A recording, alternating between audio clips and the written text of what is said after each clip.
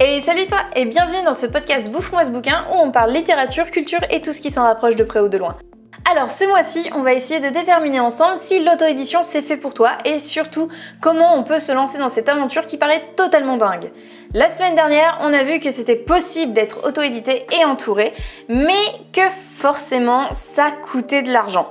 Alors ok, très bien, mais toi tu te lances comme ça dans la carrière d'écrivain, tu sais pas trop si tu vas réussir à vendre, donc t'as pas non plus envie d'hypothéquer les reins de tes descendants sur 5 générations pour sortir ton bouquin. Faut être réaliste, Jean-Rodolphe, la moula c'est pas vraiment ce qui vient le plus facilement quand t'es auteur. Alors forcément, ton portefeuille a quelques réticences à s'ouvrir et je comprends tout à fait. Bon, je vais pas faire l'éternelle présentation de mon parcours, on s'en fout, mais en commençant, je voulais absolument rien avancer niveau argent et pourtant je voulais sortir un bouquin. Est-ce que j'ai réussi ? Non, parce que la première année, en fait, j'ai dû dépenser près de 600 € en logiciels, matos, licences, etc. pour sortir 2 livres. Alors en soi, c'est très peu, mais c'est parce que j'ai absolument tout fait moi-même. Et je recommande pas forcément, mais pour savoir pourquoi, je t'invite à écouter mon podcast de la semaine dernière. D'ailleurs, dans ce podcast, en fait, j'ai répété plusieurs fois la même phrase, l'auto-édition, c'est une maison d'édition comme une autre. Et je vais insister une nouvelle fois. Oui, c'est une fucking maison d'édition comme une autre. Tu es une entreprise et tu dois investir. Alors, on va être réaliste, on va faire en fonction de tes moyens, quel est le starter pack quand tu te lances. Déjà, ça dépendra de ce que tu es capable ou non de faire. Parce que si je te dis que pour moi, un abonnement Canva Pro et Antidote sont indispensables, je sens que ça va pas aller à tout le monde, et pour plusieurs raisons. Un abonnement Canva Pro va te permettre en fait de faire toi-même ta couverture, mais aussi tes visuels de communication, tes book trailers, parce que Canva a une banque d'images et de vidéos qui est pas dégueu. Mais si tes goûts esthétiques sont comparables à ceux de Gilbert Montagnier, même Canva en fait ne pourra rien pour toi. Alors là, vaut mieux investir dans un graphiste. Une belle couverture, un beau visuel com, c'est primordial si tu veux vendre. Bon, sur certains sites, tu peux trouver des prestataires pour 50 ou 60 boules qui peuvent te faire des couvertures de bouquins. Perso, j'ai jamais testé, donc je sais pas ce que ça vaut. Et puis pour ce prix-là, ils font sûrement un truc en fait avec des images issues de banques de données. Donc si tu veux une couverture sur mesure faite par un illustrateur, va falloir viser plus haut niveau prix et c'est tout à fait compréhensible. On ne rémunère pas à la visibilité. Pour Antidote, c'est autre chose encore. Je vais te raconter l'histoire de la meuf la plus débile au monde. Assieds-toi et enroule-toi dans un plaid. Il était une fois une meuf dyslexique, et bordel c'est le pire mot à prononcer quand on est justement dyslexique, qui était persuadée qu'elle arriverait à corriger son roman toute seule. Un logiciel de correction ? Très peu pour elle. Et de toute façon, elle n'avait pas la moula pour. Alors elle se lança dans l'aventure correction et fit un énorme plat tant ce fut merdique. Elle acheta le fameux logiciel, sa vie changea même si c'était loin d'être parfait, parce que ce logiciel, ça restait un logiciel et ça valait pas le cerveau d'un humain. Bref, tu l'auras compris, Antidote, à moins que tu sois vraiment bon en orthographe, je trouve que c'est un essentiel si t'as pas les moyens pour un correcteur. Et encore parce que faut vraiment lui coller au cul à ce logiciel parce qu'il aura tendance à t'ajouter des fautes, à te dire que ton vocabulaire est grossier, à vouloir détruire à coups de pelle tes répétitions alors que bordel, elles sont là exprès pour le style. Bref, c'est pratique mais con comme bidule. Alors qu'en règle générale, un humain sera pratique et intelligent. J'ai dit en règle générale, je décline toute responsabilité si tu tombes sur un modèle défectueux et con. Alors là, tu dois te dire, abonnement Canva plus Antidote, ok, mais ça coûte combien ? Parce que t'as dit que t'avais dépensé 600 €. Ah oui, alors en fait, c'est parce que j'ai beaucoup dépensé budget com en fait.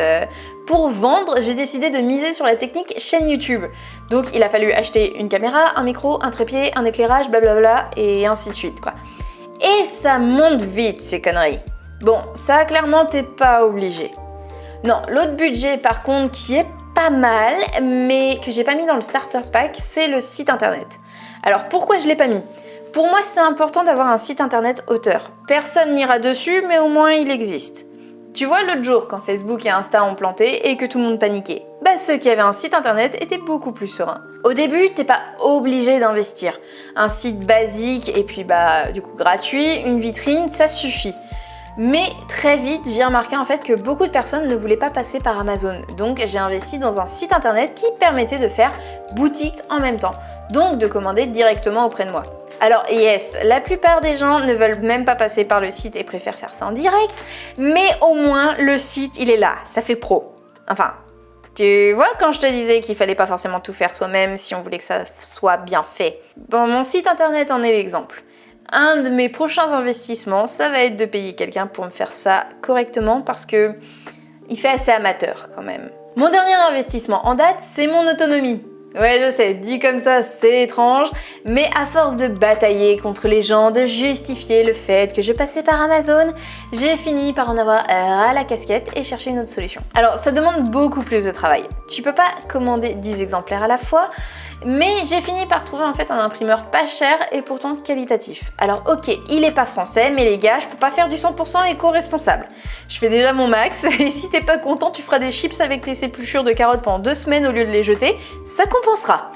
Non, plus sérieusement, bien sûr, j'ai envie d'avoir une démarche écolo, responsable, locale, ce que tu veux, mais quand on a déjà pas beaucoup de moyens, on fait comme on peut.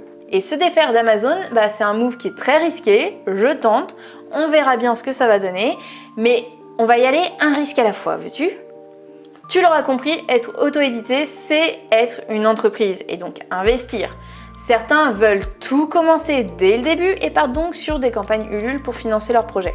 Alors je trouve ça super cool et super courageux, mais perso j'ai envie d'être 100% indépendante et de bâtir mon truc pierre par pierre avec mes petites mains. En fait j'ai envie de progresser dans le game et de débloquer les armes au fur et à mesure que mon XP augmente. Bref, j'irai à mon rythme. Et si aujourd'hui je ne fais appel qu'à un imprimeur, demain ce sera un correcteur, puis un graphiste, puis un maquettiste et ainsi de suite. Aujourd'hui, l'équipe est assez limitée, mais demain, nous serons toute une armée. Alors, mon conseil niveau investissement, n'aie pas peur. C'est pas de l'argent foutu en l'air. Et si ça te fait peur, vas-y à ton rythme. Petit à petit, l'auteur fait son livre. Voilà, c'est tout ce que j'avais à te dire aujourd'hui sur l'investissement. Franchement, pour moi, il faut investir dès le début avec des petits montants, quelque chose de réaliste en fonction de ce que toi tu es capable de faire, en fonction de ton apport. Mais sache que ce ne sera jamais de l'argent perdu, jamais, jamais. Tu es une entreprise, tu restes une entreprise et il faut penser en tant qu'entreprise. Être auteur, c'est un métier, c'est pas une putain d'activité périscolaire. Voilà. Tout simplement. En tout cas, j'espère que ce petit podcast t'aura motivé à vraiment te lancer de façon pro dans l'auto-édition et à te rendre compte que c'est pas de l'argent foutu en l'air. En tout cas, c'est tout pour cette semaine. J'espère que ça t'aura plu. Je te dis à la semaine prochaine. Je t'embrasse fort. C'était Mélanie.